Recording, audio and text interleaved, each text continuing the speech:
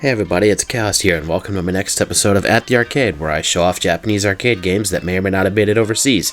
Today's episode being Eiketeu Taisen, or as I call it, Ye Olde Japan Battle Simulator.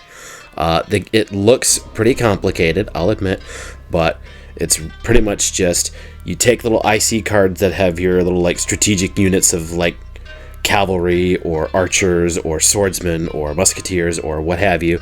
You put them on the little table, which is basically just a big IC reader essentially, and then you physically move them to reposition them on the battlefield. And you can also, with some of them, you can kind of shake the card a little bit and it'll do a big sword swing, or your archers will fire off a special long range shot, and then it's really just a matter of siege the enemy castle. See, you can see here, I'm shaking the card to try to do the sword swing, it's indicating there. And then it's really just a matter of placing all your units down, taking out any enemy units that get in your way, and then sieging the enemy castle on the other side, and making sure that the enemy doesn't siege your castle on your side. It can be a little tricky to figure out, especially the menu. If you can't read Japanese, you are going to struggle with it, because you might be going to do maybe battle against the AI, or you might be trying to queue for going against someone else in the same arcade, or going against someone online in a different arcade. It can be a little tricky to figure out, but once you figure it out, it's pretty easy. It's not super difficult to figure out.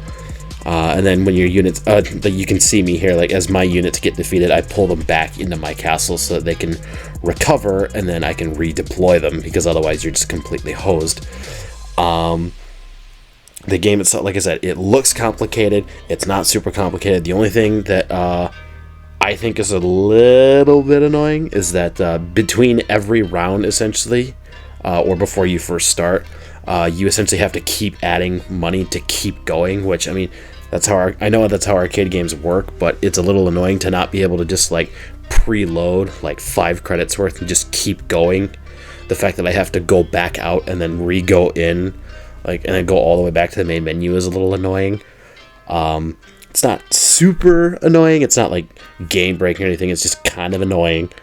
But then every time it does do that, you get the option to either just load in credits to keep playing as normal, or you can load in some extra ones to be able to do some gacha to get special items in the game, or you can get new unit cards that the machine will then print out as well. On that same vein, when you do your very first play, it will give you essentially a starter set of a few units for free, so that you can have at least a small little army to be able to just roll right into things.